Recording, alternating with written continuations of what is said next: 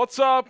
Welcome in. Chicago Bears now. Another losing Monday here on the channel. 43 days and counting since the Bears have won a football game. Unfortunately, we're used to this. We saw several 4+ game losing streaks under Matt Nagy.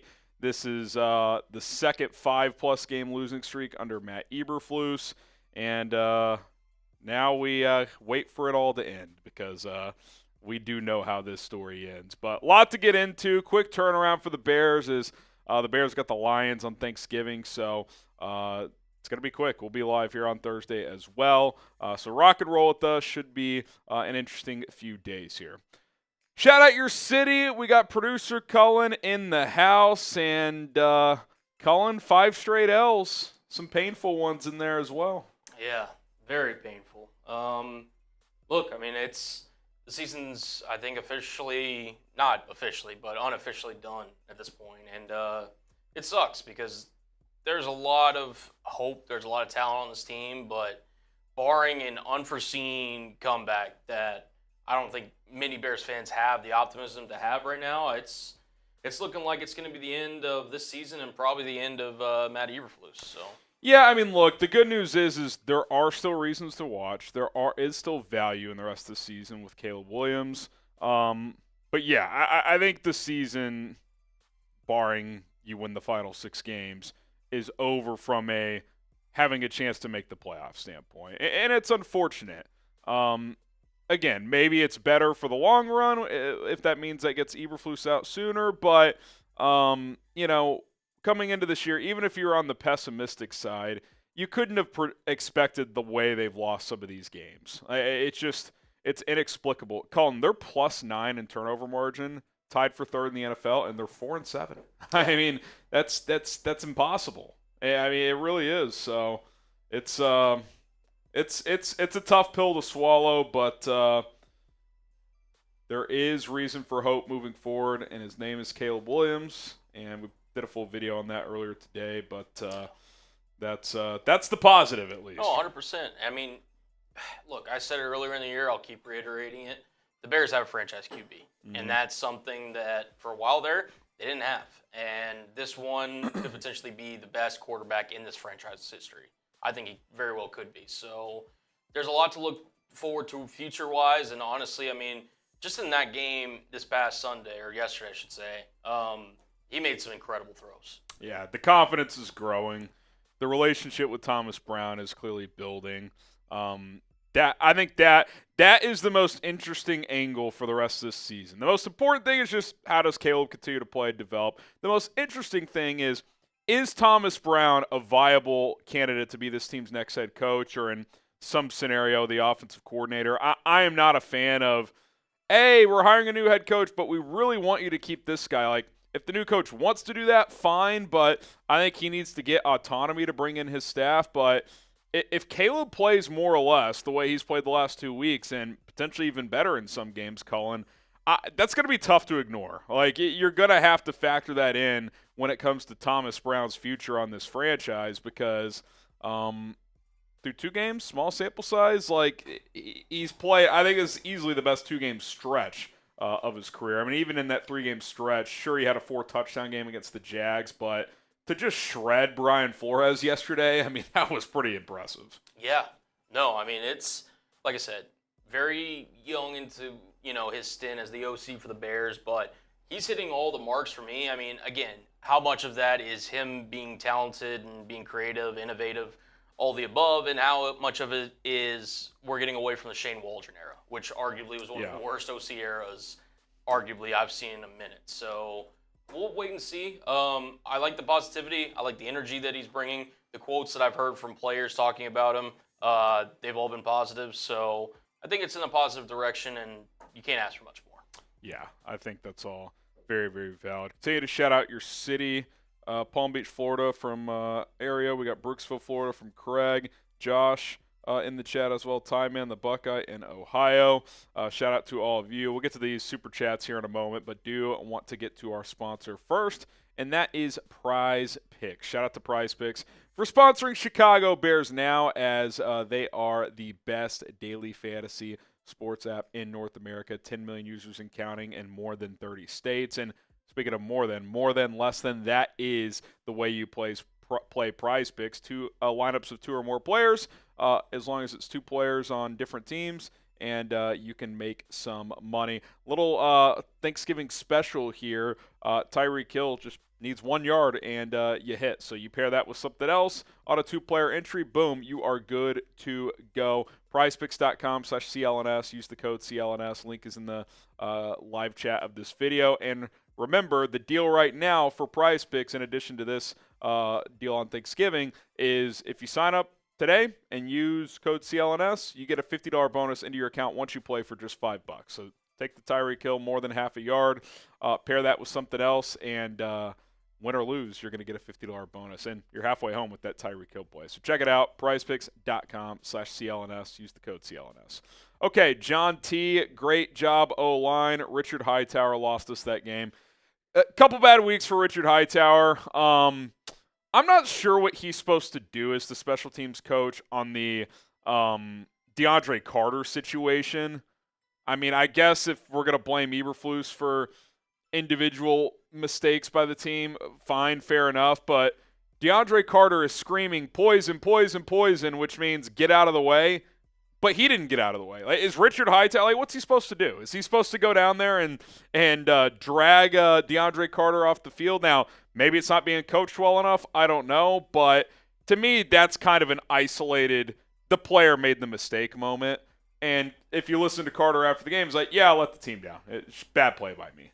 Yeah, and he took full ownership over it, as, to be honest, he should have. And Carter knows better. He's been in this league for a long time. It's not his first punt return back there. And, look, he just, made a boneheaded decision.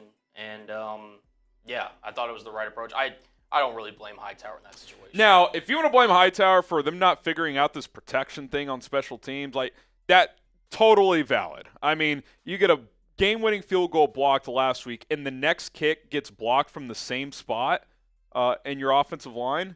That's on Hightower. Now, I think Eberflus has to fall into place there too. Like, he's the head coach. Like, how does that happen? Like, how for a second straight week? And by the way, Colin, on the kick to force overtime, there was penetration again in that area. Like, it's clearly an issue. Like, they're either not coaching it right or they have the wrong guys right there. And look, here's the thing. We can all blame, well, Cairo kicks a low ball. And yeah, I understand that. He's been the kicker on this team for 4 years. He's never had a lot of kicks blocked. Would you like him to kick a higher ball? Yes, but clearly there's a protection issue because this is a new consistent problem.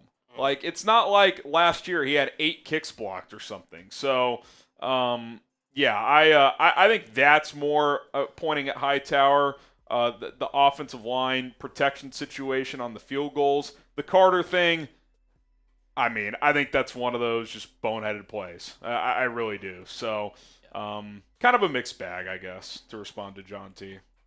Yeah, no, I agree. I think, Cairo was, because he had to, if you remember the kick, he had to angle it, basically to go against the wind. Yeah, he played the wind. I mean, he played it really, he hit a nice ball, to be honest. When it first came off, I was like, oh, God, that he hooked it. But it faded back in. Yeah, if you watch, there's a slow motion replay on Twitter. I quote tweeted it. They got penetration again in the A gap. It was probably less than a foot away from potentially being blocked. It was close. That's coaching. It's like, okay, last week you lost a game on it. Like, if I lose a game on a specific play, and look, I've never been an NFL coach. I'm never going to be an NFL coach. But just me, the way I think, like, if I make a big mistake in my job, and we'll get to Brian here in a second, I feel like the first thing I'm going to do the next day I come in is like, okay, how did I mess that up, and how do I make sure it doesn't happen again? Like, to me, that should have been Wednesday, first practice of the week, Colin. Like, all right, special teams, we are not going to let this happen again. Here's how we're going to address it. I'm not saying it wasn't discussed, but clearly it wasn't discussed enough because it was a problem again. So that is a concern. Yeah, and how much can go into it? To be honest, you could debate that, but yeah, clearly there was no change that was made, at least noticeably. I think they moved a different player in there at one point, but it's just like, what is the issue? Like, you're just getting like, are your guys just that weak that they're just getting run over there? I don't know. It's bizarre. Big block Chevelle. Anybody notice Flus kept calling back-to-back zone on the last drive when it clearly wasn't working? New coach 2025 will be fine. Should be 7-4 right now. Oh yeah, we were live, and I kept saying, are they ever going to bring pressure? Are they ever going to bring pressure? Are they just going to drop back and let Sam Darnold cook? That's what they did. It's one thing, too, Colin, to not bring pressure. It's another thing to drop into zone and be nowhere near guys. It's like, how is that even possible? Or give up, drag routes on 3rd and long to backup Nick QBs. Mullins? Yeah. What a joke. I mean, look, and I'm not, going to call out anybody specifically in terms of, like, it's one person's fault in terms of this, but, I mean, Montez Sweat isn't having the greatest year. I mean, he's looking closer to our Madden Sims than he has looked like in previous years. If you know, you know. But, I mean, the Bears, just for the front four, is not getting enough pressure by themselves, clearly. No. I don't know if that's, like, part of Eberflus' scheme that has to be the case. But either way, you have to recognize your personnel and, how they're playing and being able to adjust on the fly. And the fact that, I mean, it felt like Sam Darnold just every 3rd down. I mean, me and Harry were both saying it's like you're going to have a clean pocket. He's going to have time, and he's going to be able to at least step into whatever throw and decision he's going to have to make. And oftentimes, it was converting a 3rd down. Yeah. 3rd and long. Got a 3rd and 10 to start that overtime. Jason Gonzarowski, if Caleb throws for 247 the last 6 games, he would be the all-time passing yards for a Bears QB. That feels possible, the way he's played the last couple weeks. I need to do the math to see if there's any chance he could reach 4,000. He'd really have to have a big finish here, but I'm more focused on the process, how he's playing, building the confidence, which clearly the last 2 weeks have been steps in that direction. But, yeah, I feel good about where he's at and where he's going. And, that I'd rather, as bad as it seems right now, we're not the Jets, with which it's like, okay, our owner's a nut. We don't have a QB situation. Would anyone even take this job? Like, there's issues with the organization. The ownership has question marks. Where does Kevin Warren fit into all this stuff? I'm not saying it's perfect. It's nowhere close.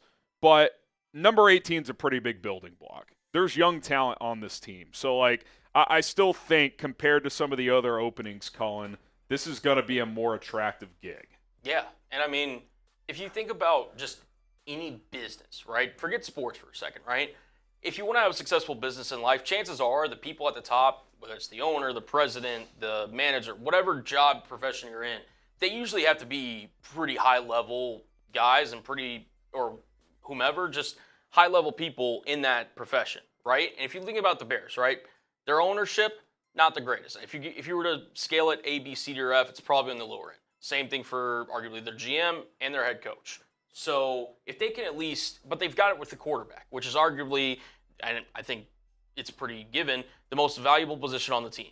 They've got a guy that most Bears fans, I think, believe can be an A. A head coach looks at that and says, all right, if things work out with the GM, they make the right GM hire, or if they keep Poles, if they align with Poles' thoughts, this could be something where the Bears could build upon, and that could make it look attractive whenever they do eventually try to look for a new head coach for Caleb Williams. Yeah, I think that's all well said. I have mixed feelings on Poles still. I think if you can't do this, but if you take away his being overly loyal to Eberflus, I still think he's been more of a positive than a negative with player personnel, but clearly his stock is dipped here.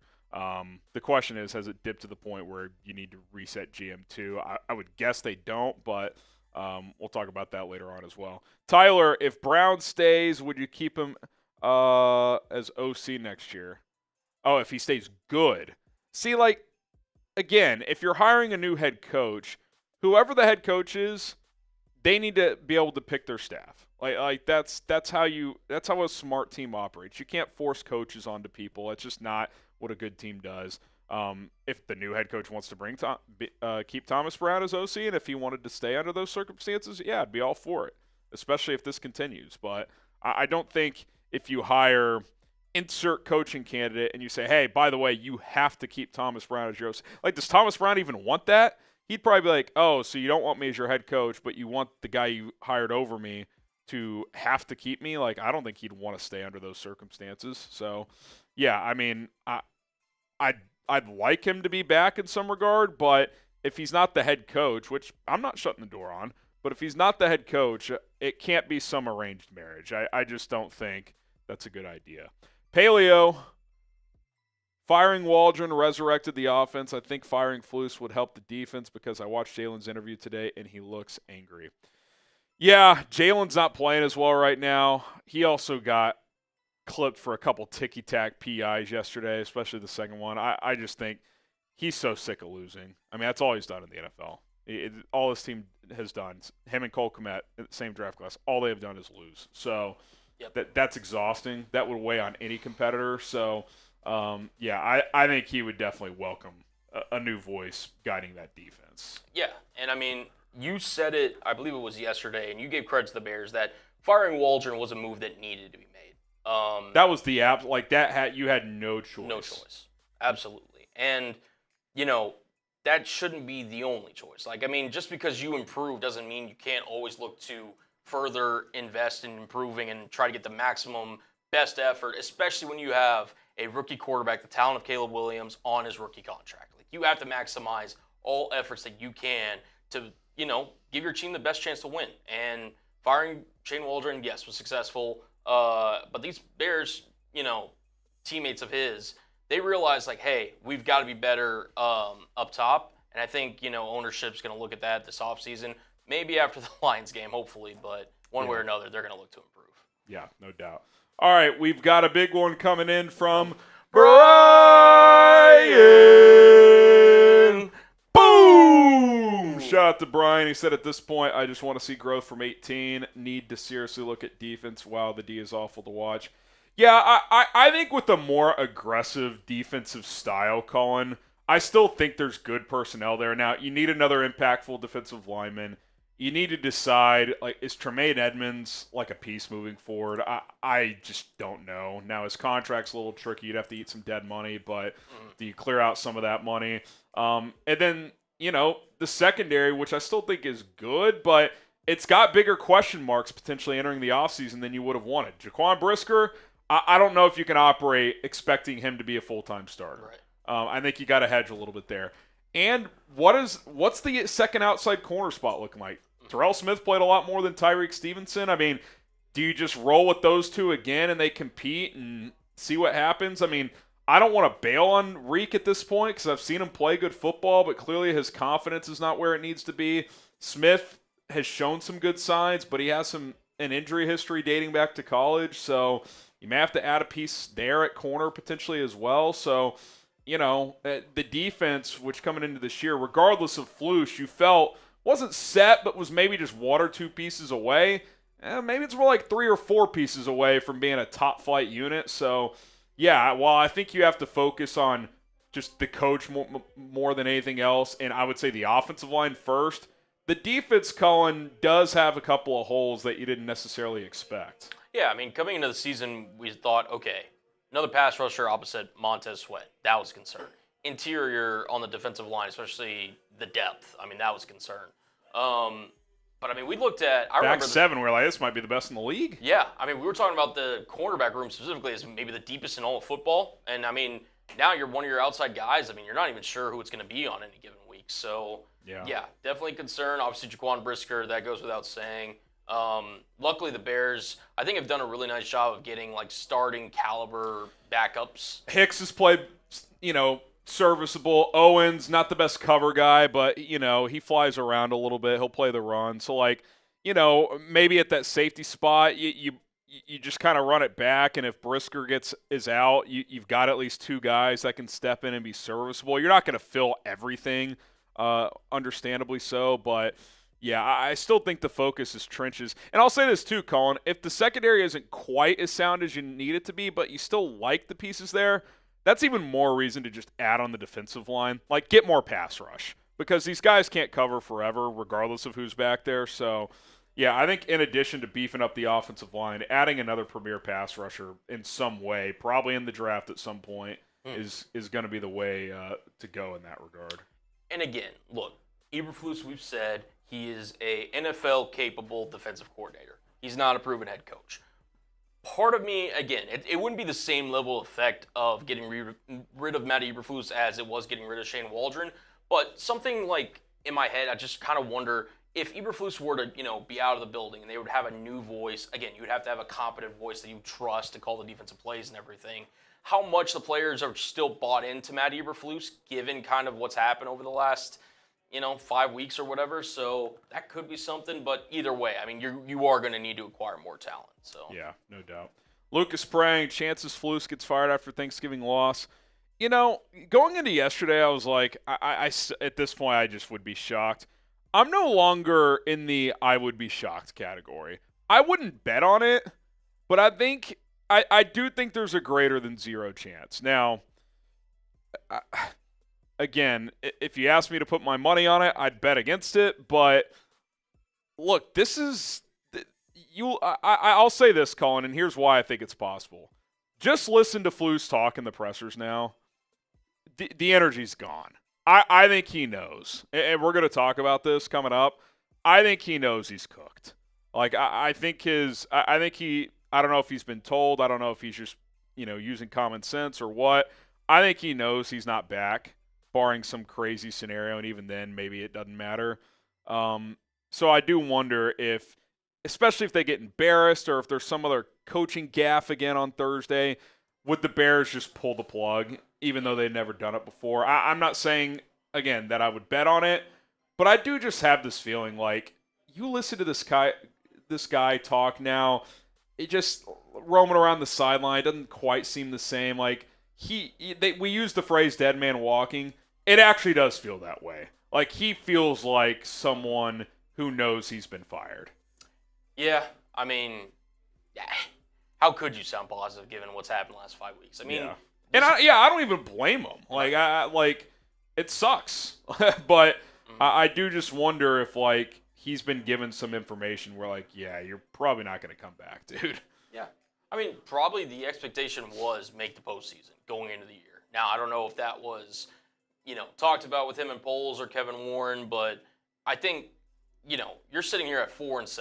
If you win out, you go 10-7. You may not make the playoffs. Maybe in the NFC, you never know. But even then, I think everyone would agree it's a long shot. You're not catching Green Bay and Minnesota, so there's really only one spot up for grabs, and it's unfortunate because Washington is completely collapsing here. If you would, as crazy as this has all been, if you would have just won that game, not any other game, you'd be a half game back. Yeah, and, and that doesn't go to say the other games you've lost in crazy fashion. Yeah. So. And, I mean, again, what game left on their schedule are they going to be favored in?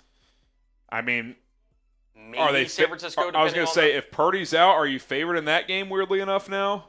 But, yeah, I mean, Seattle's up and down. You're a double-digit dog this week in Detroit. Yeah. I mean, you go to Minnesota, you're going to be a dog there. You go to Green Bay, you're going to be a dog there. Seattle at home, I mean, maybe you're like a 1.5-point favorite, maybe, in that game. But if you've lost every other game until then, you're probably a dog. So, I just think he's just lost too many games in ugly fashion. You can't overcome that. You just can't. Paleo, watch the Bears upset the 49ers if we fired Flus. That's the thing. I mean, I don't even think it'd be that huge of an upset. Like, if you've watched San Francisco recently, yes, a lot of it's injuries, but they also just don't look the same right now. They're out of sync. They look like a tired team, Colin. They've obviously gone deep into the playoffs the last several years. A lot of their key players are older. They might just be better off just not being a playoff team this year and trying to reset, because not like a full you trade a bunch of guys or whatever, but just be more rested and come back and give it a crack next year, because they just don't look the same. Yeah. And, I mean, it's so terrible that we're talking about the 49ers' demise, but, Hey, let's bring us Kyle Shanahan, baby. Hey, I'm all for it. Get him out of the NFC West. Bring him to the Bears. No, I think that anytime you lose your star running back to Achilles tendonitis for half the season, and, Dre Greenlaw, I think, is a bigger loss than people want to give credit for. He just actually came back, or he got his practice window opened. Yeah, so, I mean, look, there's a lot of stuff going on over there, but, I think that could be a position where the Bears might be able to get him. I mean, the offense is at least improving in a positive direction to where it's not going to be like a New England Patriots situation where you're not going to be able to move the ball. So even against that talented 49ers defense, in my opinion. Yeah, no doubt. Hit that like button if you love the Bears, even when they piss you off. And if you love this channel, hit that like button because we have a lot to get to coming up here on Chicago Bears Now. We got one more super chat, and then we'll kind of get started here. Brandon 300S, Carter, Tyreek, special teams, O-line injuries cost us 4 games. Can't blame Flus for everything. Player execution matters. Yeah, obviously it's never just one individual's fault, but a lot of those things you're pointing to do point back to the coach. Now, obviously injuries don't, but special teams. I'm not saying the individual blocked field goal cost them, but I do think settling for that longer field goal in the process of doing that, I think that was a coaching gaffe. Tyreek Stevenson. Obviously, you can't control your player fully in that situation, but to me, I like taking a timeout in that situation no matter what. I definitely like taking it when the clock's or when the play clock's running. You're yelling at your players to get back. Tyreek's clearly not ready to go, and then you tell the media the next day that we were set defensively. Like, no, you weren't set defensively. So again, that's something he could have controlled. I'm not sure. Yeah, the Carter thing. Listen, that's a player F up, and if he doesn't do it, maybe you win the game. Certainly would have been an easier path to winning it. Again, I'm not saying this is all Matt Eberflus. I'm just saying he has made very questionable decisions in big spots that have cost his team games. Like, he allowed Shane Waldron to call the Doug Kramer play on the goal line. That's inexcusable. It cannot happen. He told the media that giving up a free 15 yards before the Daniels Hail Mary did not matter. It did. Why? Because Daniels can't get the ball near the end zone if he's 15 yards further back. Don't take my word for it. Take Dan Quinn's word for it. That's what he told the media. So I'm with you. It's not all on Flus, but how many crazy losses do you have to suffer before you kind of just realize maybe this guy ain't the right leader? Because that's part of it too, just the psychological. Like, do these guys believe in him? Do they? I don't see how you could. To be completely honest. Obviously, the players have to go out there. They have to execute. They have to make plays. It's a player's game. But I'll just bring up 2 examples, Colin. I do not think it is a fluke that Jim Harbaugh and Sean Payton have teams with average rosters. Yeah. Like, comfortably in the playoff mix right now. Yeah. I think you put one of those 2 guys as this team's head coach, I think your record is at least flipped. At least flipped. Yeah. No, I mean, listen, we were talking to our Broncos host today, and, they were talking about how well Bo Nix is playing, all that. Greg Dulcich got released, by the way, today. Like, literally, like, as we were live. Yeah, I just saw that. Can you name another tight end on the Broncos roster? He was the only one I could name. Yeah. I mean, their weapons outside of Cortland Sutton is very barren. Sean Payton has built confidence with them. Like, yeah. he's worked with them, and, he's a tough-minded coach, but clearly it's working, and Bo has built confidence there. Like, imagine Bo Nix with Shane Waldron. I mean, I don't even want to know what that would have looked like. It would have been a disaster. And on the flip side, imagine Caleb with Sean Payton, who Sean Payton, when he was at Fox last year, raved about Caleb, loved him as a prospect. Coaching matters, man. It just does. And I'm not even just talking about the quarterback relationship. I'm talking about just the team, the mentality, the expectation to win. Like, Matt Eberflus doesn't inspire me when I see him. So, yeah. I hear what you're saying. Players that carry a clear hand in this too, and they're going to have to be held accountable for that, and I'm sure they have been. But I just think Eberflus is a major problem, no doubt about it. Panda, hey Harrison, will you continue to cover the Bears if they keep Flus next year? Don't want to lose your coverage because I'm really watching you, but yes, I will. That would suck, but I will. I'm not going anywhere. But Please don't make me do that, Bears. please don't make me do that. But yeah, we'll be here. We were here before Flus. We'll be here after Flus. So that's the plan. All right, here's what we got coming up. Thanks for all the super chats. If you got more, if you have some #Bears questions, we'll do a little Q&A session. So fire away in the comments. Before we do that, we'll talk about Matt Eberflus. Does he know that he's cooked? Does he know that he's going to get fired? I kind of think he does. And then there's some wild internet Bears rumors going on right now that I kind of want to dive into as kind of a shadow off-season newsbreaker, kind of Pretty Ricky style has come back, but his name is Sears Tower. Not sure if you guys are familiar with his work. He's throwing out all kinds of stuff regarding Ryan Poles, Matt Eberflus, etc. So kind of want to dive into that a bit and just give my take on it. So lots to get into here on Chicago Bears Now. #Bears, super chat for Q&A. We'll get to that here in a little bit. Does Matt Eberflus know that he is cooked as the Chicago Bears head coach? My name is Harrison Graham. We're going to talk about that coming up here on today's show. And if you're like me and you're ready for Matt Eberflus to be gone, you know what to do. #FireFlus in the comments, on social media, etc. And again, I don't feel good about wanting someone to get fired, but it's pretty obvious where this needs to go, and I think it's pretty obvious where it is going. I think Flus knows that he's out. I'm a big demeanor, energy, details, and press conferences type of guy, and I'll admit I've probably overvalued that over my life and career. This does not look or sound like the same guy in pressers. Now, he's never been great with the media, but there's just little details that I've noticed. One, the energy is down, clearly down. He always gives an opening statement before he takes questions. There's less juice there. And he's always kind of been defensive, but he's even more defensive in some of his answers. And I'll just give an example today from his Monday press conference. Quote, I would say, let me just set it up first. He was first asked about, I think Mark Potash asked him. He said, hey, this time last year your defense was ascending. This year it's going the opposite way. What's going on? And Eberflus said, I would say that we've played well at times this year. You can look at the numbers, third down, QBR, red zone. We've played really well in a lot of areas. All I'm saying is we need to tighten it up. So he's basically saying, oh, no, we've played well. Go check the stats. And it's like when the coach has to bring out the go check the stats card, I think he's in a position of weakness in terms of defending his like he's gone into defend resume mode, which I don't think that's a position of strength for Matt Eberflus because we've seen the resume.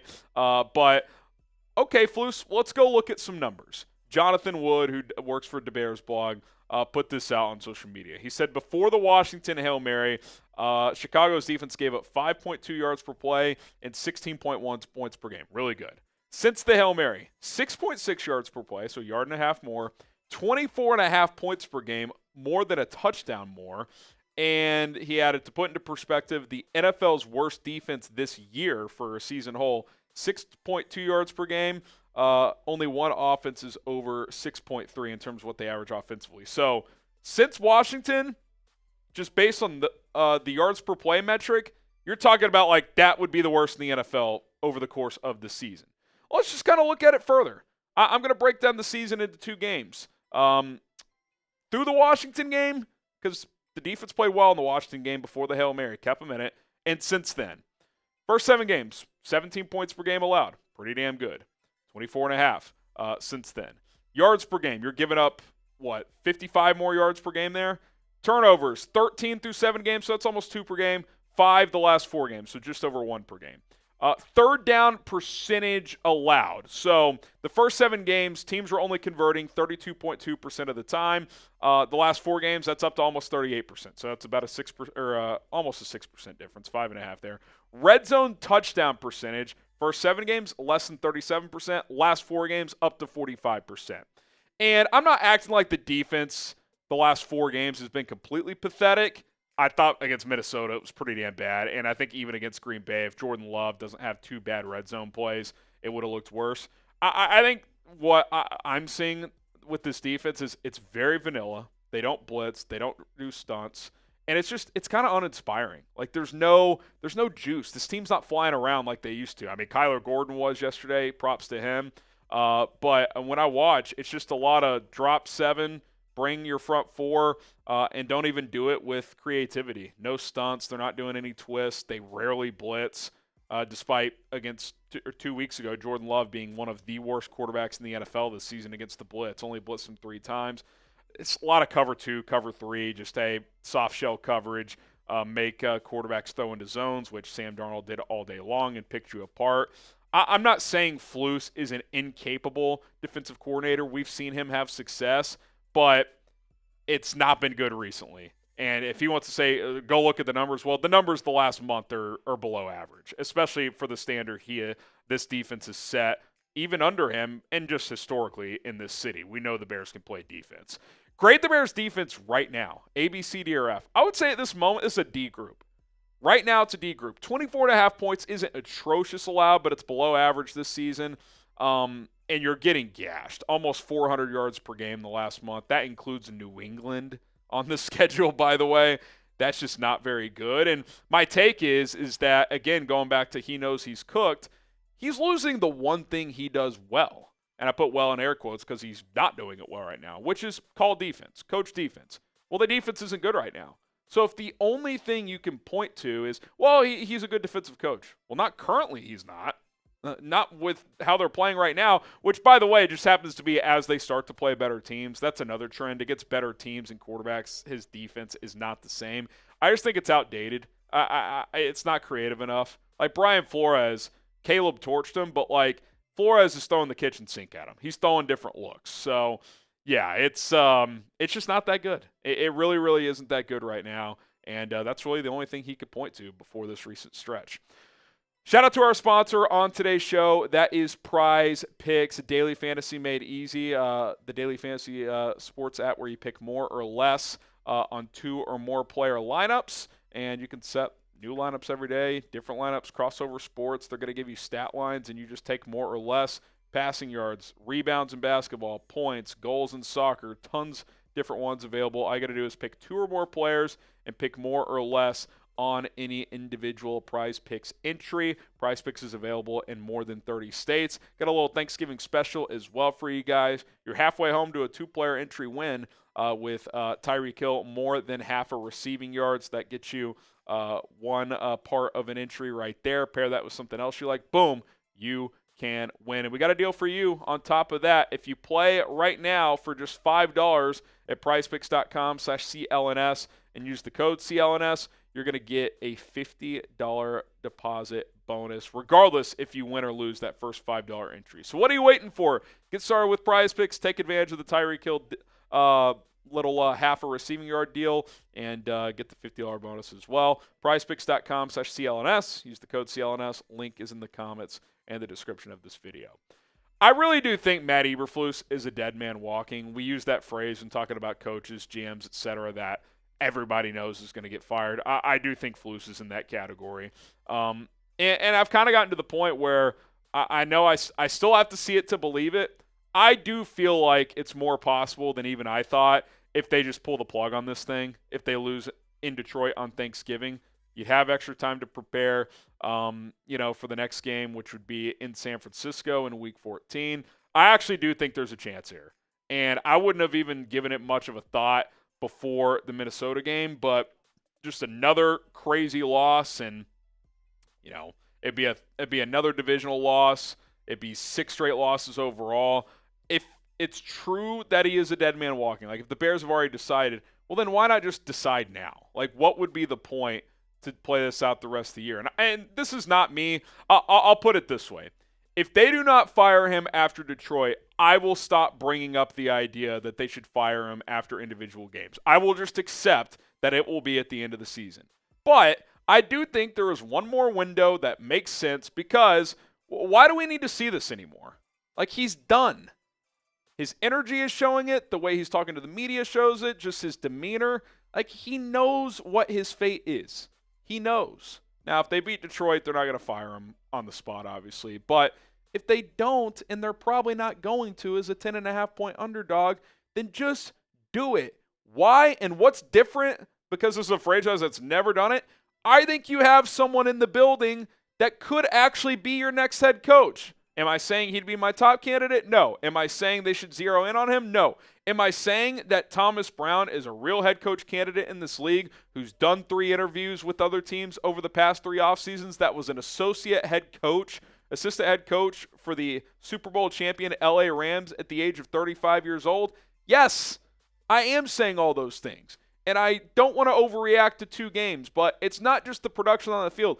The offensive players have responded to Thomas Brown. It's pretty clear. Caleb likes the guy. He talked about his aura being something that makes him play more free, gives him more confidence. I'd like to see him get a trial run here because classic Bears would just be to not do this. Thomas Brown ends up elsewhere, and in like 2 or 3 years, he's a head coach for another team and has success when you had this guy in your building as a qualified person to be your interim head coach. He is qualified. Like, he can step into that role, not be intimidated whatsoever. Now, I will admit one thing, and maybe this is a reason the Bears won't do it. The only, I say one negative, potential negative, is that Caleb Williams in the offense is playing really well right now under Thomas Brown. He's calling plays from the booth. If you make him the interim head coach, he obviously cannot sit in the booth during the games. So do you want to mess with that process? Do you want to, A, add more onto his plate where he's the head coach while still calling the plays? Because I do not want to change play callers again. And B, do you want him, in addition to having more responsibilities, to come down to the field and be at a different vantage point when calling plays? I understand. That's that's a real thing you have to consider. However, if you do think he's someone you want to interview as your head coach, what better interview than to give him a 5-week runway at the end of the year? I would have loved it to be a 9 or 10 game runway, but at least the final 5 weeks after Detroit and see how it goes. Is the offense still clicking like it was when he was the booth? Can he handle the extra responsibilities? Does this team play with more fight and more attitude? Not saying they've completely quit, but even more than they do right now. Can he continue to command the room of the entire team? Does he look like a head coach? And even if he checks all those boxes, I'm not saying you'd make him the head coach, but that's a better interview than talking to somebody on Zoom for 6 hours, which is how you're going to handle all these other interviews. Hopefully you bring guys in person too. But you understand what I'm saying. You have an opportunity here with the guy in the building to see what he can do. You don't have to just run this thing out with Matt Eberflus for a guy who knows he's getting fired. Just look at his body language. He's done. He's not going to be here. So why not give it a crack with Thomas Brown starting the day after the Detroit game? What say you? Would you give him a chance to be their interim head coach? Because I would. Even with that one potential negative, I think it's worth the risk. Type Y for yes, type in for no. Let me know down in the comments section below. Again, fire Flus after Detroit. I understand not doing it on a short week. I don't understand not doing it a few weeks ago, but I understand a game ending yesterday. You don't want to do this on a Monday when you play in 3 days. Fine, whatever. Get through this next game. You're probably going to lose anyway. And if you do, give Thomas Brown a swing at this thing. He's earned the opportunity. He's qualified. He's interviewed for head coaching jobs. He's completely sparked this offense in a matter of days, taking over from Shane Waldron. Give him a chance to run the show. See what he can do over the final 5 weeks. All right, that's going to do it for this episode of Chicago Bears Now. Hit that subscribe button for more content. We're bringing you videos every single day, and we'll be live Thursday for our Bears-Lions live watch party. Moz Tanker, is Santos here next year? What's wrong with Sweat? Sweat, I think a couple things. One, I think he's been dealing with injuries all year. I think that's one. Two, I think ideally, long-term, he's like your number 2 really, really good player on the defensive line. Now, he showed last year he could be the top guy. And you know what's funny about Eberflus's defense? He was more aggressive last year. Like, he got out of his comfort zone and blitzed more, and now he's just completely reverted. I think that helped free up Sweat as well. But, yeah, obviously you need him to bounce back next year. Hopefully he finishes strong. I thought he played a little better on Sunday. Santos, I still think he's here at least next year. This is year 1 of a new 4-year deal. Now, it's basically a 2+2, so after next year, if the results aren't great, they could cut him with not too much penalty, but I think he'll be the kicker next year. But yeah, ideally long term, you find a guy with a stronger leg who kicks a higher ball. But again, Cullen, like I don't think these issues recently are all of a sudden, well, Cairo kicks the ball too low. Like, I think the biggest issue is they're just not protecting it properly. Yeah, no, I mean, it's not like the issue of blocked field goals has been a season-long theme, like you mentioned, and I was actually going to, like, pull up his stats here. I'm pretty sure he's been one of the more accurate kickers. He's very accurate. In all of football. And he even mentioned it. He's like, because he was asked about the ball flight, and he was like, look, I've made, let me find the exact number here. He has made, since he's been with the Bears in 2020, from 50 plus, he is, or the last 3 years, he is 18 for 21 from 50 plus. Yep. And that's when a lot of kickers just have to kick a lower ball anyway. Yep. But clearly it hasn't been an issue. Yeah.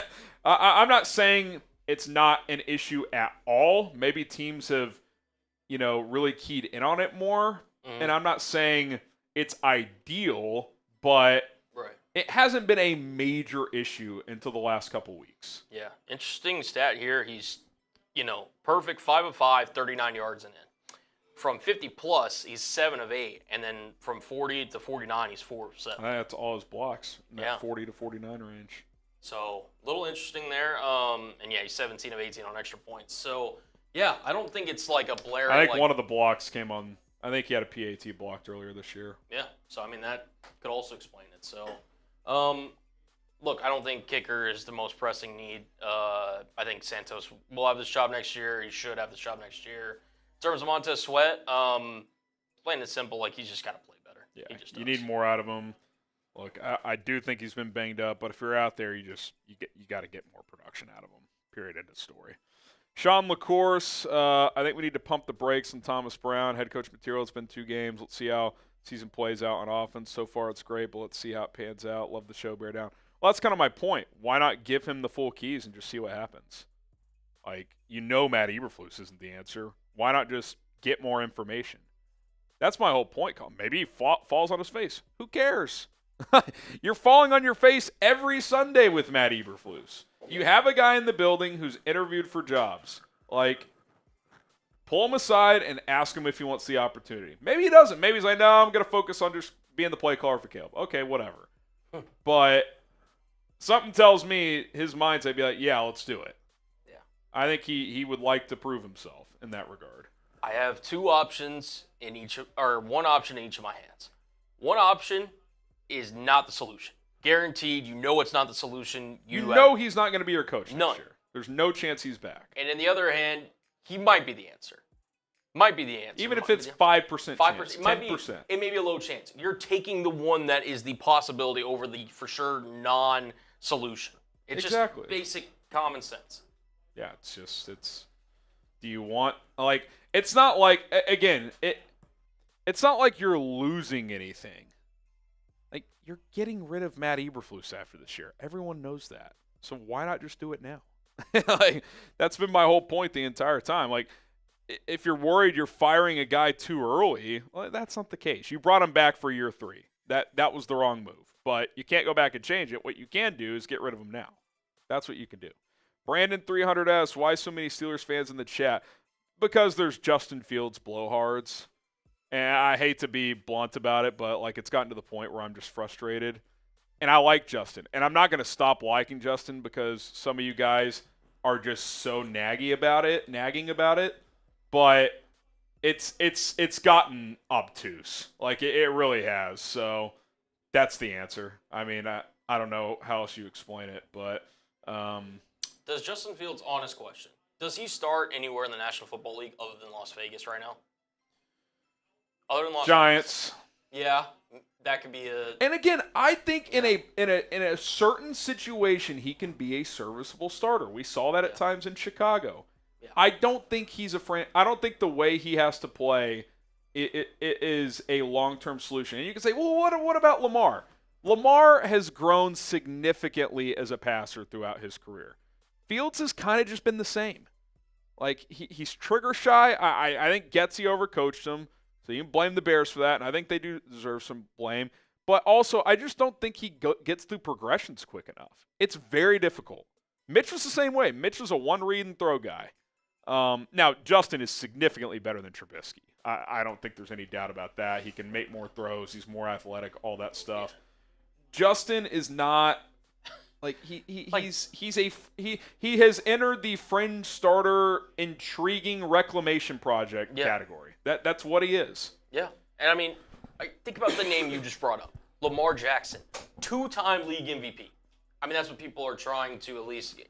He's not that. And that's okay. Like he, I believe earns, going into next season, a shot going into a training camp where he's competing for a starting job. And that's fine. But to act like he deserves anything more than that, I mean, we just haven't seen the evidence of it. Yeah. Plain and simple. I mean, Pittsburgh literally saw him on the field, gave him a chance to earn the job. They went 4-2. Yeah.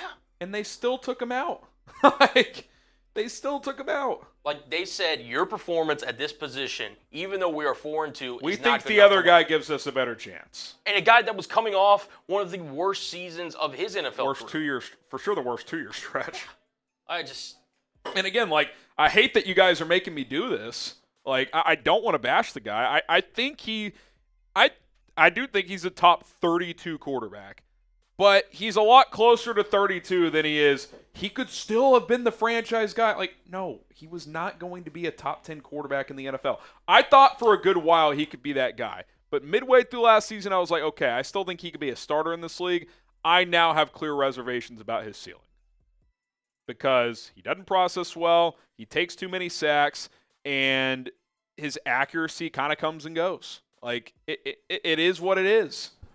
Yeah. He started 38 games in Chicago. Even if with bad circumstances for a lot of those, it's a lot of starts. Not everybody is Daniel Jones calling and gets to start 70 games or whatever. Exactly. That's an all-time outlier by the Giants to give him that long. 100%. And I see people in the chat saying Flus or Getz, he ruined Fields, or he didn't have the support that he needed. They did not help. But I think you're seeing right now, Colin, already signs of Caleb overcoming a guy like Matt Eberflus as a head coach who's crazy conservative. Yeah, maybe with Shane Waldron it was a struggle, but we also saw him have good games with Shane Waldron earlier in the year.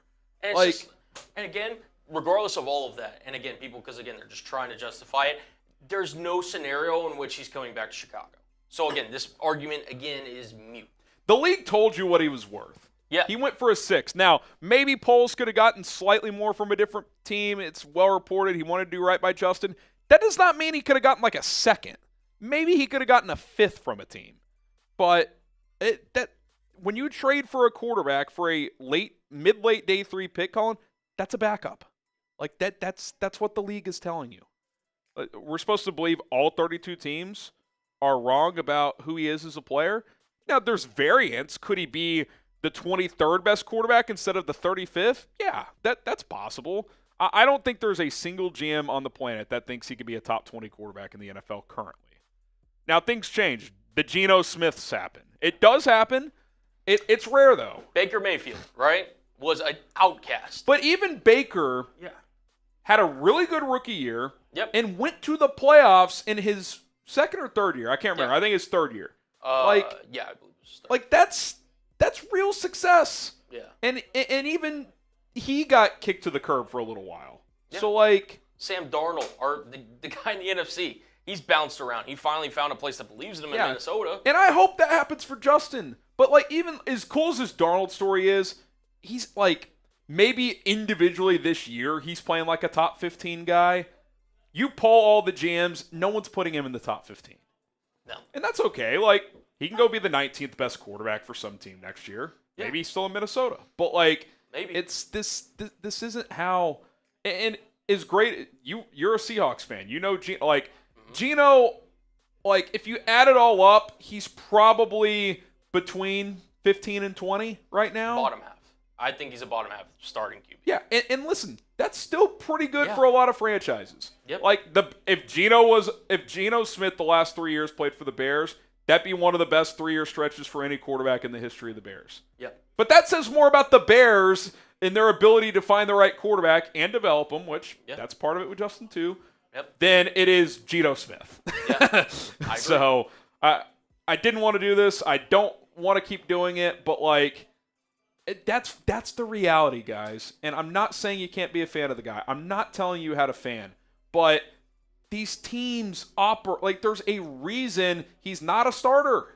Like there just is. So that's just that is what it is. So And again, we'll see where it goes. I mean, I actually am fascinated to see where he ends up. He's a free agent. yeah. Does a team sign him as a starter? My guess, he signs with a team like the Giants or the Raiders that's going to draft a quarterback.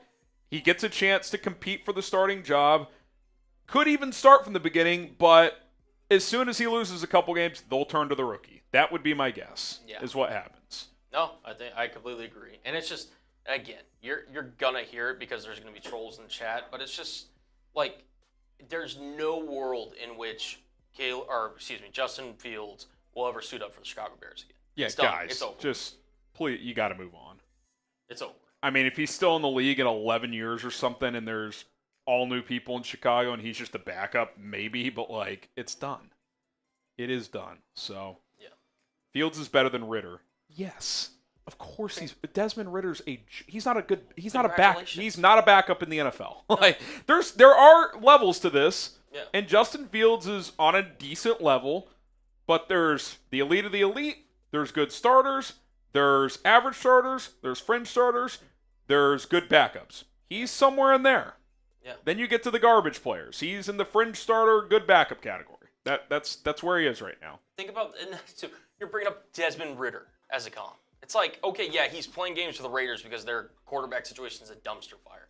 That doesn't mean he's, somehow should be talked about as one of the best QBs in the NFL or even the same level as Caleb right now.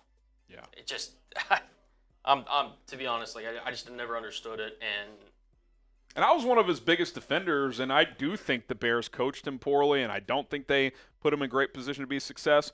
But sometimes too, you just have to watch how they play quarterback, especially over an extended period of time. You're like, yeah, the same flaws he had 2 years ago, he still has. Like, we saw that in Pittsburgh this year. The passing game improved immediately when Russell Wilson, who I thought was completely cooked, stepped in there. So, yeah, it's I'm leaving it at that, but that's the reality. Get your questions in, #Bears or Super Chat to get your questions answered here on the show. #Bears or Super Chat. We'll get to as many of your questions as we possibly can. And Mr. Graham is just focusing on the QB instead of the whole team. I've talked about the coach for weeks, for one. I've talked about plenty of other position groups. I do appreciate the Mr. Graham shout-out, though. I feel like a teacher. All right. #Bears Super Chat. Let's rock and roll here and get to this mailbag episode. Flush Floose gets our mailbag started. He says, are there some dark horse candidates for the Bears job that you haven't discussed? So saw this message in the comments of a video, wanted to bring it to this mailbag. And I did a little research, and 3 names came to mind that Tom Pelissero mentioned one, Jeremy Fowler mentioned one, and I'll just add another one here. Dan Lanning, the Oregon head coach. Jeremy Fowler said, an NFL executive said he's got some Dan Campbell in him, so that's pretty interesting. He's had the NFL on his mind in the past. Apparently his dream job is the Chiefs, so who knows? Maybe he's going to wait and see if and when Andy Reid retires. Marcus Freeman, Bears, I believe, draft pick. Obviously Notre Dame nearby, has done a pretty good job there. Now he's had some weird losses the last couple of years, but he's held in high regard as a leader. And then Jesse Minter. You screwed up by not going after Jim Harbaugh, but he comes straight from the Harbaugh train. He's coached under John. He's coached under Jim, both at Baltimore, Michigan, and now with the Chargers. Chargers defense is pretty awesome. I'd prefer to go offense, but he's an intriguing guy from the Harbaugh tree family, whatever you want to call it, that I haven't really talked about. So I would say those are 3 dark horses that we haven't really spent extended time talking about. What say you? Who will be the Bears' 2025 head football coach? Drop a name down in the comment section down below and give us your thoughts on that. Michael, do you guys think Brisker will ever play again? I was asked this last week. I do think he'll play again. I don't think it'll be this year. I think he will take some, try to find some precautionary measures to play with next year. I don't know what that looks like as a hard-hitting safety. He might just be screwed long-term in terms of how long he can play. But I do think he'll give it a go next year. I am curious to see how the Bears handle that. Do they sign? Are they comfortable with Elijah Hicks and Jonathan Owens as backups again? They've been pretty solid, to be fair, when they've had to play. But yeah, it's sad to see how this has unfolded. And I don't think he plays this year. I do think he'll come back and play next year. I don't know long-term what his future looks like in the NFL. B, honestly, Colin Cowherd made a great point saying that the way the game went was perfect. Caleb, players, amazing. Eberflus, defense, sells, and the draft. Yeah, I saw him talking about that. I was thinking about doing a video about that. I might. I still would push back a little bit because I think these current players need to learn how to win games. DJ Moore has never been on a winning team in the NFL, right? Cole Kmet, Jalen Johnson, they went to the playoffs their rookie year here, but it was an 8-8 team. Like, they've never won. Caleb didn't, from a win-loss standpoint, didn't have a great last year at USC. Now he's seeing these crazy losses out. Like, these guys need to experience winning. But I hear what he's saying in terms of short-term, long-term, like, okay, get a higher draft pick, Flus is going to be gone, all that stuff. But I still think there's value if you can find a way to win some of these games down the stretch, just from a mental standpoint. Because even DJ Moore said it. He's like, I mean, shoot, it just feels like we're unlucky at this point. Like, you lose the way you lose, it does feel like that at some point. So you got to find a way to start winning these games. All right, today's show is sponsored by Rocket Money, a personal finance app that can help you find and cancel any unwanted subscriptions, monitor your spending, and help you lower your bills so that you can grow your savings. What Rocket Money does with your subscriptions, it'll list them all out on one screen, and you'll see exactly how much per month you're paying on all of these subscriptions. And you can kind of scroll through, okay, I don't want this one anymore. Click cancel, follow a few more steps. They'll help deal with customer service and get rid of that service for you so you don't have to pay for it anymore. Most Americans think they're spending $60, $65 on subscriptions per month. That number is closer to $300, which is crazy. You could save hundreds of extra dollars per year if you scale back on some of those subscriptions. And again, they kind of serve as a middleman for you. You don't have to deal with back and forth customer service. They'll make it easy to cancel those subscriptions. They have saved their 5 million users and counting a total of more than $500 million in canceled subscriptions alone. And members of Rocket Money can save up to $740 per year when using the app's full features. So stop wasting money on things you don't use. Cancel those subscriptions you no longer want. Stay on top of your bills, your spending, and stay on top of your budget. RocketMoney.com/Bears now. That is RocketMoney.com/Bears now. Scale back your spending with Rocket Money. Caden Shoemaker, is there any way we can get another star pass rusher for our defense next to Sweat? Yeah, there's always a way. You can make a trade in the offseason. You can sign free agents. You can draft a player. We'll look at options, obviously, in that regard. This is supposed to be a pretty good trenches class, both offense and defensive line, which that's good for the Bears because they need both. But, yeah, you absolutely – you can always add guys, no doubt. DC Viper, do you see any similarities between Caleb's first season, Peyton Manning's first year, and could we see the second coming of Manning, Harrison, Wayne with Caleb, DJ, and Rome? This feels like they both wear number 18 thing, but I guess there's overlap in terms of number one pick, all this hype hasn't gone smoothly, some because of Caleb, a lot because of other circumstances. I'll say this, though. Peyton Manning threw, and I'm not saying Caleb's going to be better than Peyton. That's crazy. Peyton threw 28 picks his rookie year. Caleb's thrown just 5. Now, I think for a few weeks there, he got way too conservative and just took sacks instead of being willing to throw the ball. In the last few weeks, he's just let it rip, which is how he needs to play.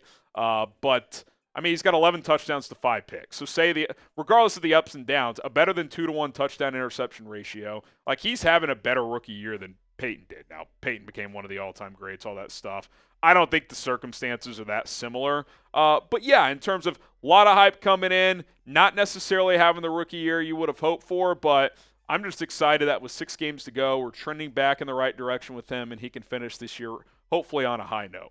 Hit that subscribe button if you want more Bears content, and if you want to support me and Chicago Bears now, easiest way to do it, subscribe. It's free. We don't charge. We drop videos every single day, and if you turn on that little notification bell and select all, you are going to get a notification on your phone, tablet, however you watch, as soon as we drop videos and as soon as we go live. So what are you waiting for? Subscribe today. Let's keep this train rolling. Lacora, if Caleb wants to be an X factor in this league, this franchise needs to fire Matthew, Charles, Eberflus, Chris Morgan, and upgrade at center, left guard, and right guard. Yeah, I mean, I don't disagree at all with the Flus, Chris Morgan, coaches, all that stuff. Yeah, you're going to have to upgrade the offensive line. I think the biggest decision on the O-line they're going to have to make this offseason is Tevin Jenkins back or not?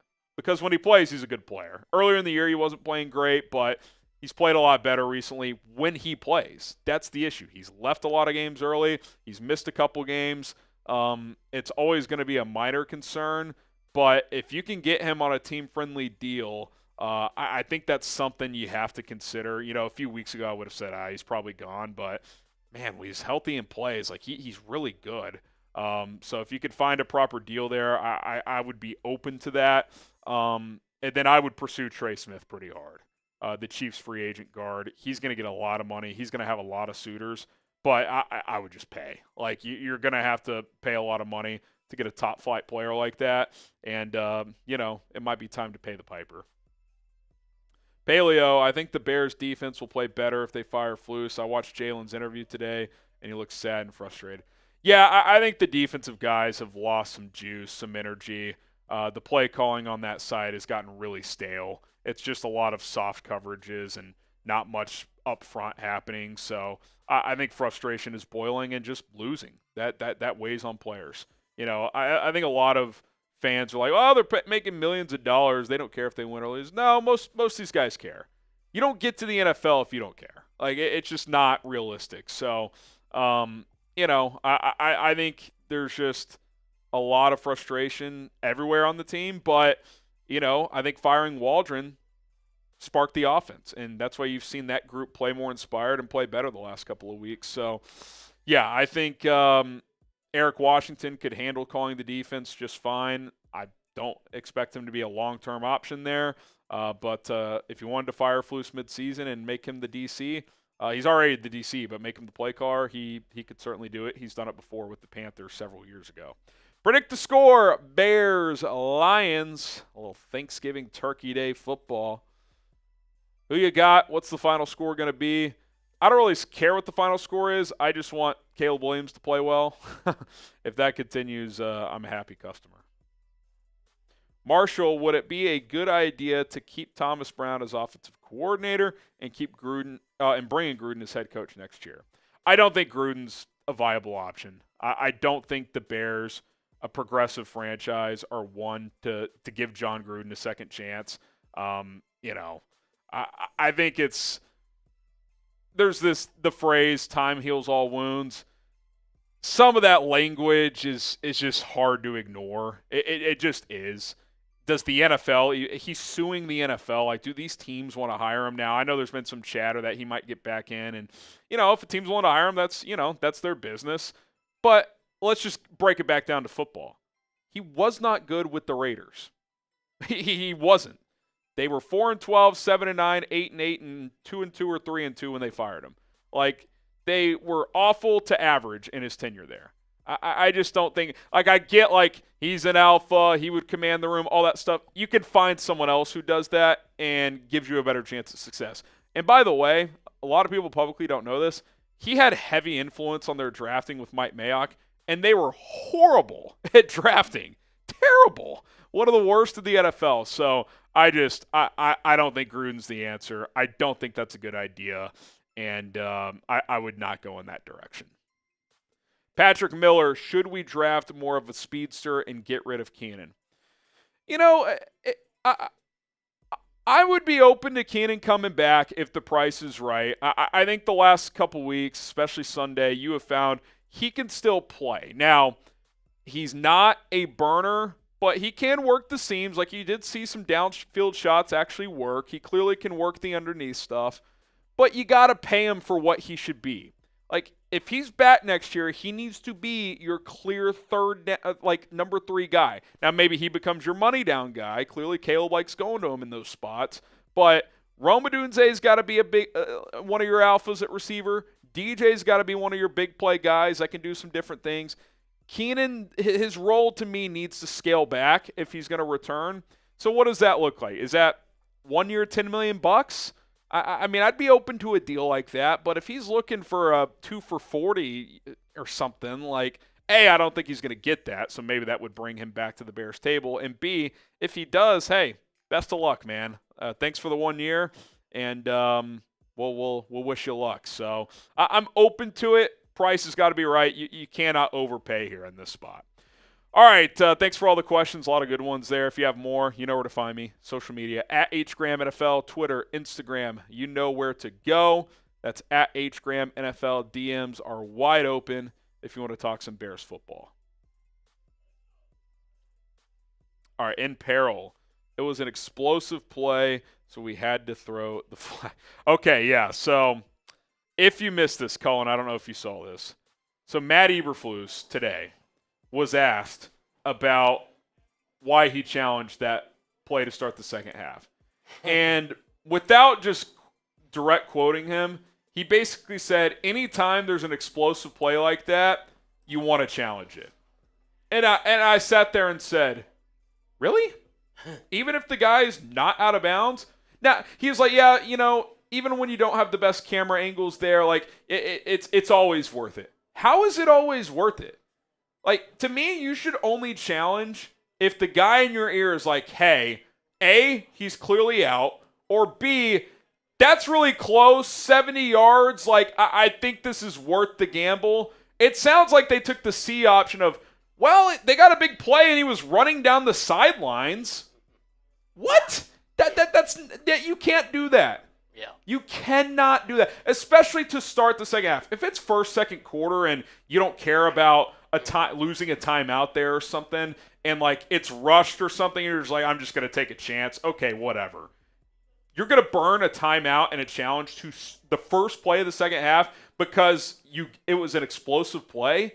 That is mind-boggling, Colin. Like, that is the guy who is in the video whatever room.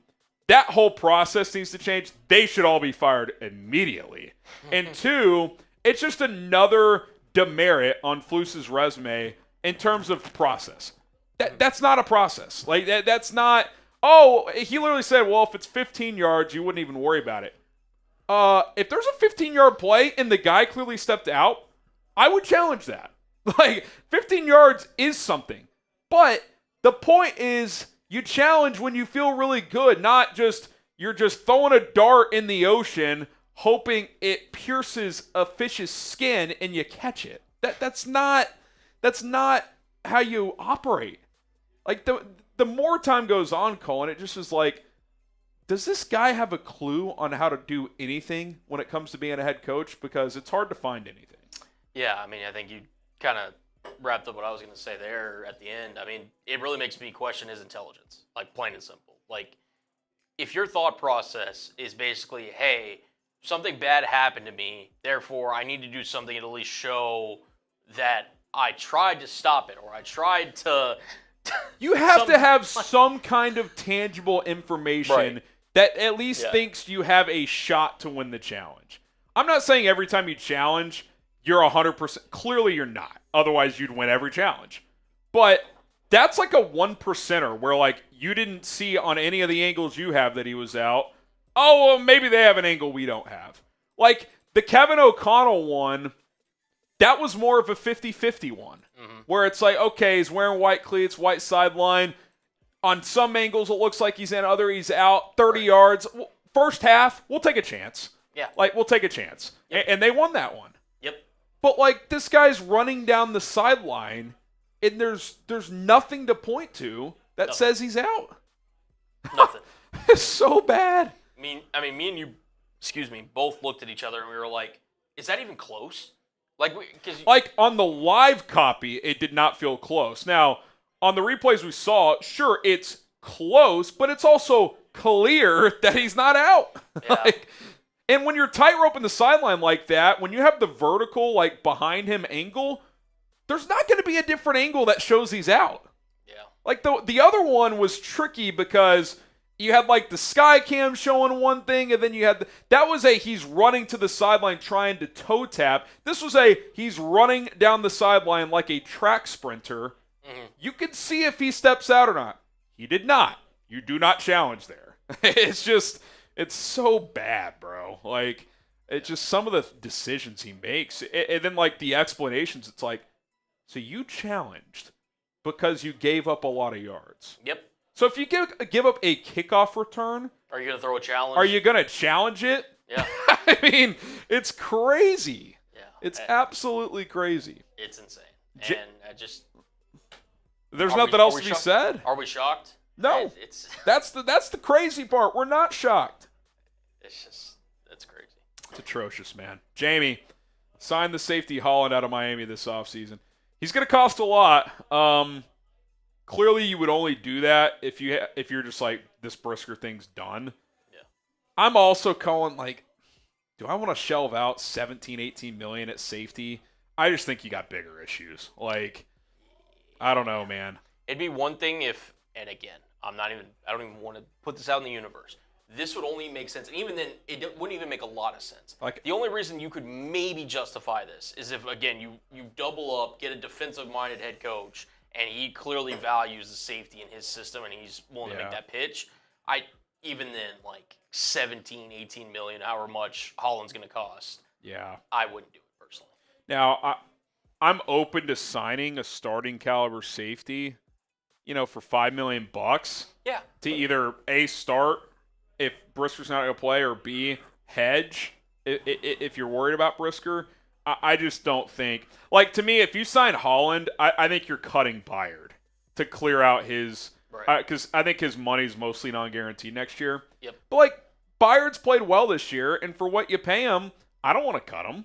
Right. Like, I'm rolling with Byard, and then, if you're worried about Brisker, which you should be, you decide. Do you sign, like, a lower-level starter type to be ready to go, or to even just take Brisker's place? I just don't think giving Javon Holland the Antoine Winfield contract is what you need to do right now. I don't think that's a good idea. And again, completely different scenarios, completely different stages of their career. Justin Simmons is one of the best, if not the best, safety in football. He signed very late in the offseason, like right before the year started, at a pretty reasonable. What, like $7 million or something? $9 million? And again, like, I like Javon Holland. I'd rather have him on my roster, to be honest. And again, we don't know how the safety market's going to react. Again, we kind of talked about it during the watch party Sunday. Teams really don't value running backs, off-ball linebackers, and safeties. So maybe Holland's price point could come down. And at that point, maybe the Bears would swoop in. But to make him a requirement, like opening day of free agency. Are you doing that over like a pass rusher, an offensive lineman? Like, exactly. I don't know. I don't think that's where I'm deploying resources, but we'll see. I guess you never know until you see how it plays out. All right, there's some interesting internet rumors circulating right now that I want to dive into when it comes to the Chicago Bears, so stay tuned. We do it next. Some wild internet rumors have surfaced around the Chicago Bears when it comes to Ryan Poles and Matt Eberflus, specifically both on the decision to keep Eberflus and what's going to potentially happen moving forward. We're going to dive into it here on Chicago Bears Now. Before we do all of that, help us out. Subscribe to the channel. We're trying to get to 110,000 subs ASAP. We're at 109 and change. If you want free and daily Bears content, if you want to be tapped into a coaching search that is inevitably going to come, we got you covered on a daily basis because we've done it before, and we'll do it again. Sub to the channel. We'll see you guys moving forward here on Chicago Bears Now. Let's go.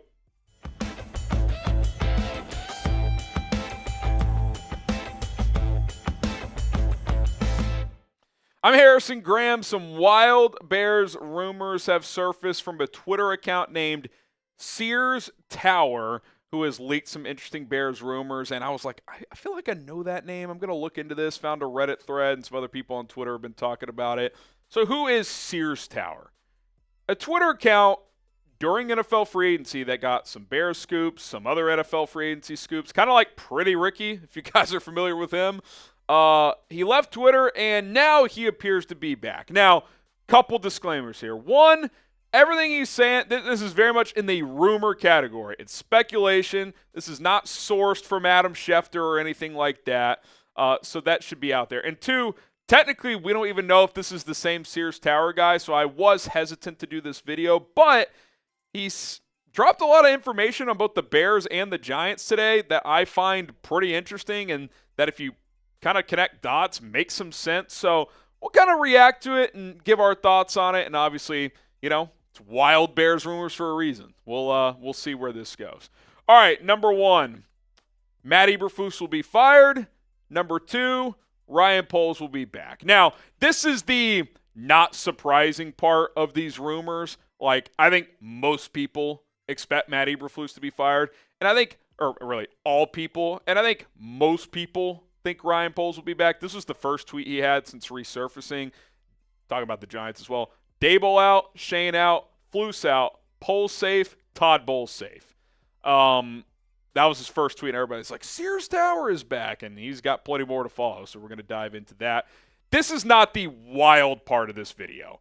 I think the safe bet, if you were a betting man on what the Bears are going to do with the structure of their organization, is they will fire Matt Eberflus and they will keep Ryan Poles and give him a second chance to hire a coach. I think that's the safe bet. Now, could they fire Poles? Yes. Could they keep Flus? I actually don't think that's even a possibility at this point. But I do think what Sears Tower is saying regarding your head coach and GM, Flus and Poles, Flus out, Poles in, I think that would be the betting favorite at this point in time. All right, this is when it starts to get interesting. Did Kevin Warren want Matt Eberflus fired in 2023 at the end of last year when Warren had been on the job a few months, when we know he took place in those conversations with Ryan Poles and ownership on terms of what direction they're going to go in? Well, Sears Tower says that he did. He said Warren wanted Eberflus gone. Poles was adamant on keeping him. Warren deferred to Poles last year because of his experience, but it sounds like Warren has taken a more prominent role now, more on that in a minute. Regarding Flus, Poles and Warren are in lockstep about firing him. So he's basically saying two things. One, if it was Kevin Warren's choice alone last year, he would have fired Matt Eberflus. Two, Kevin Warren has a more prominent voice now. And three, Poles and Warren, at this point in time, according to this guy, are on the same page about firing Matt Eberflus, which is why I do wonder, could this happen after Thanksgiving?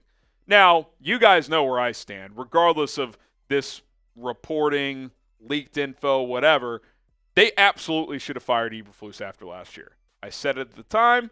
I'm saying it now. It's not revisionist history. Go back and watch videos. He should have been gone. They should have taken a swing at Jim Harbaugh. They did not do that.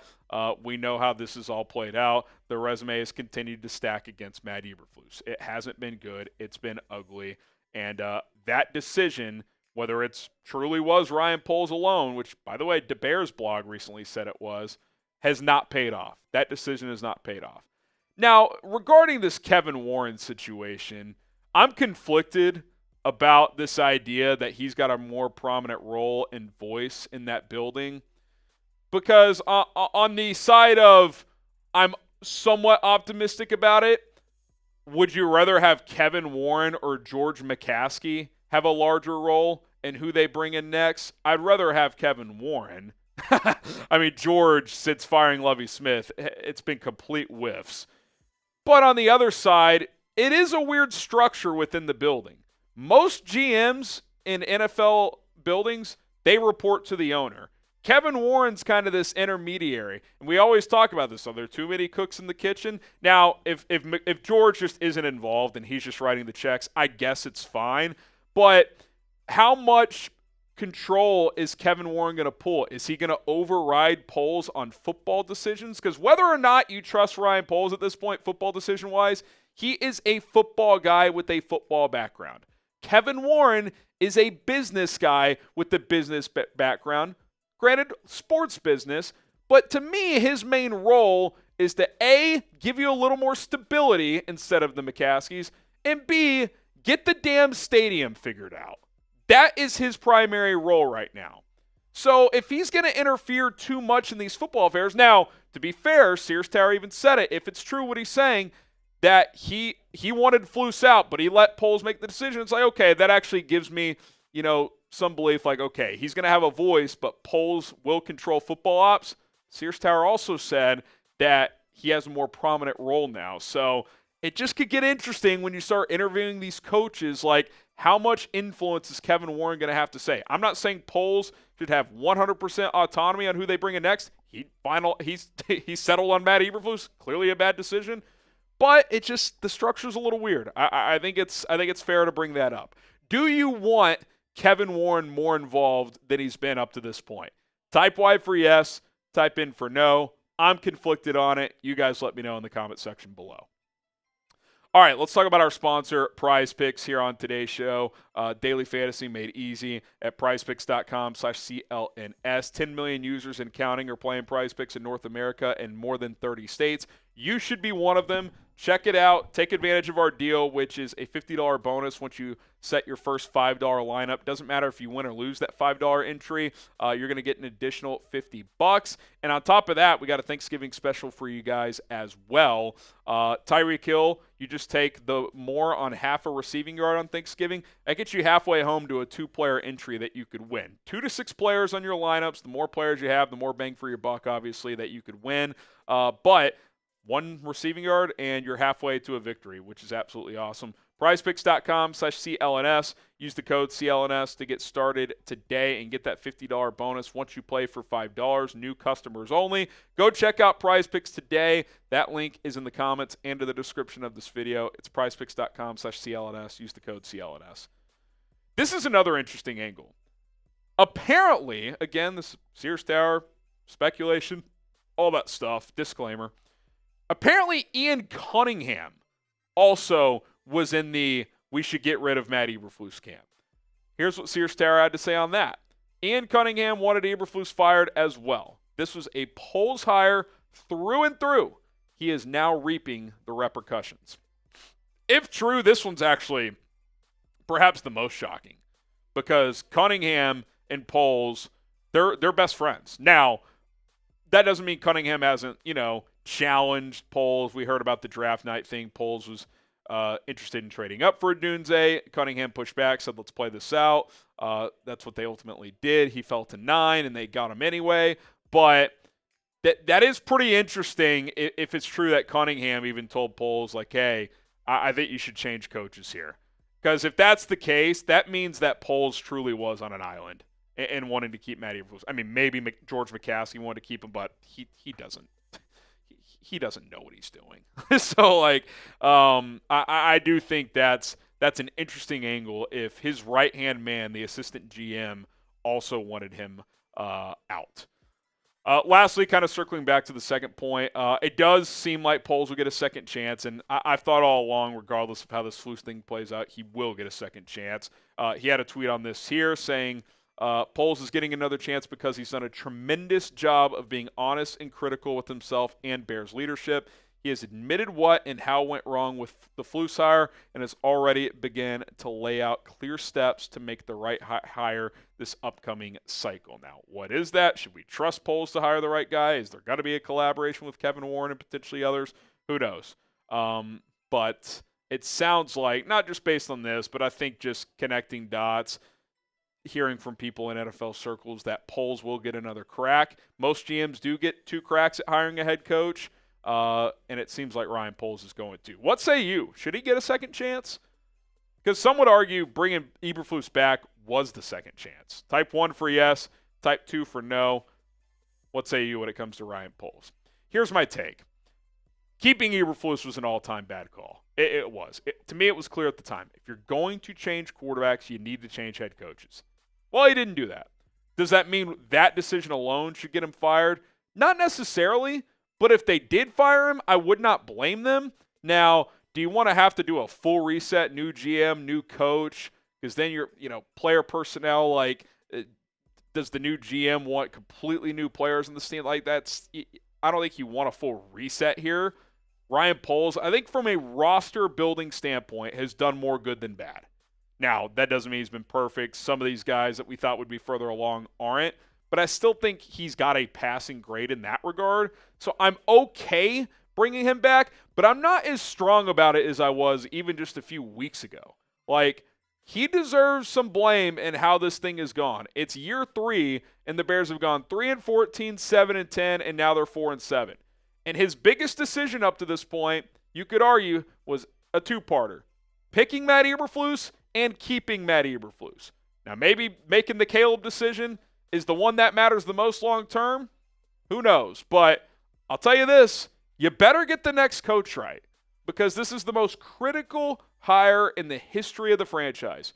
Who is going to be Caleb Williams' next coach? Ideally, it's someone for the next decade plus.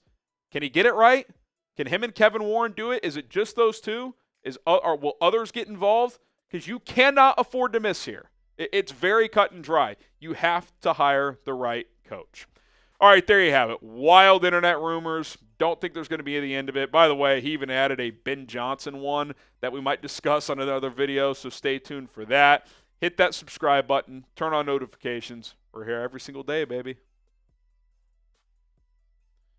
HG, what's up, Abdullah? What up? What up? Colin, what do you make of all that? Let's say it's mostly true, at least. Yeah. What's your take?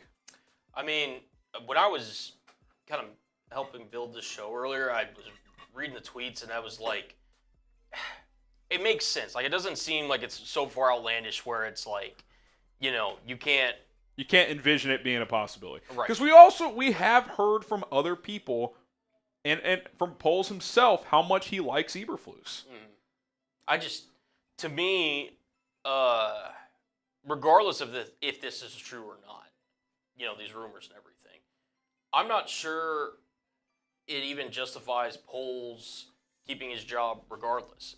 If this is true, and Poles, again, bagged Flus, in 23, he's been, defending him, keeping other guys and Bears kind of higher ups, from firing him and everything.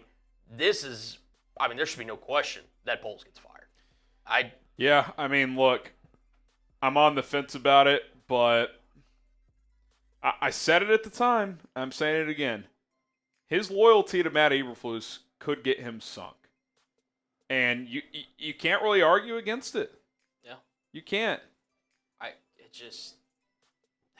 I think he'll be back, but it's crazy how quickly the public opinion on him has changed. And I do think it's because people watch Eberflus and they're like, how could you possibly think this guy's the answer? How? Like, how could you do that? And I understand, too, and again, Harry, feel free to jump in here. Loyalty is a great trait to have as a person. Like, very admirable, very, something that I think everyone should have. I don't love that an NFL GM, that's one of his higher traits or one of his more prominent traits, at least that we've discussed. Because you have to make tough decisions all the time. All the time, yeah. And for the betterment of the franchise. Like, I don't want a guy that's completely loyal and willing to just throw away reason, logic, and everything else. Yeah, you have to see what's happening. Exactly. Like, you have to watch what's happening. And, like, how many catastrophic losses does a coach have to have where he's directly responsible for a lot of the reasons you lost before you're like, maybe he's just not a good coach? I don't know. I feel like, and they kind of came out and said, because Warren was asked about it in the offseason, and if it's true they didn't want him back, it's kind of interesting now to think about, but he was like, we'd rather not bail on a good coach too early than have to pivot a year too late. And I think in most things in life that's probably true. Like, you don't want to, you'd hate to get turned off of something and then like you find out years later like, man, we should have just given that a little bit longer. Yeah. I think in the NFL, just professional sports, like, it's an impatient society and business. Like, I do think 2 years is enough time. Like, I really do. I'm not saying it's fair. I'm not saying it's ideal. But I think we had enough evidence, even if it wasn't a full, the complete book, if you will. I think there was enough percentage of a 100% pie chart, that would suggest this is a pretty long shot that this guy's going to be a high-level head coach. I think we had enough information. Maybe it wasn't a complete picture, but I think it was complete enough. I really, really do. Yeah. And we've seen that play out. Like, it's complete now. He's not the guy. So, Cullen repeating things Harrison has said already. Well, yeah, that's called agreeing. I agree with what Harrison said. I don't do comments like that. Whatever. Paleo. Sears Tower was watching the CHGO, and according to them, polls had say in hiring Thomas Brown, so maybe Thomas Brown could be our future guy. Yeah, polls had involvement in the assistants they brought in this offseason. Now, that's twofold as well. They did hire Shane Waldron. like, is that a good sign? Yeah. Like, do you get credit for saying, hey, Thomas Brown, you're not good enough to be our OC, but we'd like you to be our pass game coordinator? Like, I'm not saying you get no credit, but like, right. And if you want to snap back and be like, Harrison, you liked the hire. You vouched for Waldron. Yeah, I did, because I thought hiring a guy with 3 years of experience with respectable numbers, and I think this is why you have to go beyond the numbers and you really have to dig and you have to look at the circumstances. Yeah. One, Pete Carroll was the head coach in Seattle. Yep. Shane Waldron did not have to lead. He just had to call plays. Nope. And I think even, and you would attest this, by the end of his time in Seattle, Seattle fans were like, yeah, he's done some good things, but he's probably not good enough. Like, it's been fine, but this is probably about as good as it can go. And again, I was asked that same question during the watch party, and again, I acknowledged it. Like, when you get hired for the first time, as he was as the OC in Seattle, you're really, and again, you had the leadership in place. You had Pete Carroll. You had Geno Smith, who, again, wasn't an established starter, but he's been around the league. Like, he's knowledgeable, and he's not a rookie. He's clearly a guy that players can rally around. 100%. You had John Snyder. You had this whole group of, again, they knew what they wanted to do. You were basically just asked, hey, bring some creativity, but kind of work in our kind of structure here. Yeah. Whereas with Chicago, again, Matt Eberflus, first-time head coach. Ryan Poles, still, first-time GM, 39 years old. Caleb Williams, rookie quarterback. Like, yeah. all of that times. And again, Waldron was asked to be the, most experienced guy in the room at that point. So, yeah, and the other reason I kind of liked him is because he had worked with a lot of different stylistic quarterbacks. What he hadn't done, though, is take a rookie and groom him. And I think you have to do that beyond the X's and O's. Yeah. There has to be a relationship. And he doesn't seem like a strong people person. I think Waldron's a guy, you plug him in with the veteran quarterback, with the alpha head coach, he could probably work to a certain extent as a play caller in this league. We've seen it. But if you're asking him to lead the entire offensive side of the ball, groom a young player into how to be a high-level player and leader in this league, it's probably not an area of strength. And if you want to come back and say, Harrison, you wanted him, fine. I'm not the one hiring the guy. I'm not the one interviewing him. If he talked like he did in the pressers in these interviews, I would have been turned off. I would have been like, yeah, you're running cool offenses, but you're boring me to death with how you talk, and you're not exactly inspiring confidence right now. No. Like, I would love for the tapes to be leaked of Thomas Brown's interview and Shane Waldron's. And now, yes, you have to point to on-field success. Fair enough. But I don't see how you could have listened to those two guys and been like, Shane is absolutely the guy. Like, that's crazy. Now, clearly they like Thomas enough to want to still get him on this staff, but I just, they're the guys who talk to these people, Colin. So it's fair to say, do you trust Ryan Poles to have a heavy hand in picking the right coach? I don't know. If the answer is no, I think that's a fair answer based on what we've seen. No, Harrison, you're not allowed to change your opinion after new facts have been presented to you. Yeah. You must stick with your opinion once you make your initial opinion and never change. And again, guess what? I'm going to be right sometimes. I'm going to be wrong. But it's not my job as a content creator with a lot of opinions. I've fired tens of thousands. I'm going to hopefully fire tens of thousands more if I have some level of success. It's these guys' jobs, Colin, to hire the right people. Because if they don't, they're going to be fired. Yep. Maybe that's harsh. That's the business they've signed up for. Yep. The business I've signed up for is to build an audience, be entertaining, and draw audience. Period. Yeah. Like, so, yeah, I will be wrong on opinions. I will be right on opinions. Maybe I'm wrong more than I'm right. Maybe I'm right more than I'm wrong. But if people watch and like what I have to say and people tune in, that's success in this business. Success in the NFL is winning and losing. And the Bears lose a lot. So that's just what this comes down to. So, it'd be one thing if, again, the Bears were having a bunch of success, you're being critical, but they were still winning. Do we need to throw up the Eberflus resume again? Like, I don't know what we're talking about at this point. Yeah, like, I would love, like, to just send him, forget everything else. Just send him the graphic we put up on almost every show.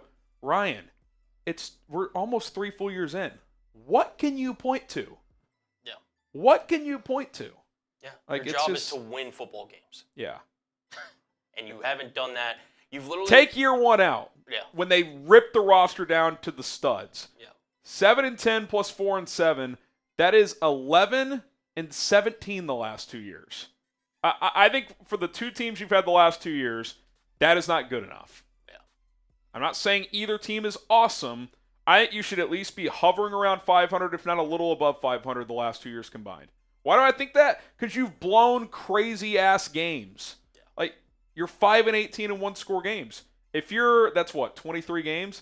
Yep. If you're 11-12 in those, you're closer to 500. 100%. Literally, if you average it out, it's basically once every 3 games, Matt Eberflus will win. He'll lose the other 2. That's not a successful. Yeah, and in one-score games, he wins about 1 out of every 5. Yeah. Like, that's not going to change. Like, you're not going to win that way. So, all right, that's it for us. We will try to hire Urban Meyer. That is hilarious. Kill me if that happens. Okay, we're out of here. My name's Harrison Graham. Shout out to Colin for producing. We'll have a couple videos Tuesday and Wednesday before Bears-Lions Thanksgiving. A couple days away. See you guys soon. Peace.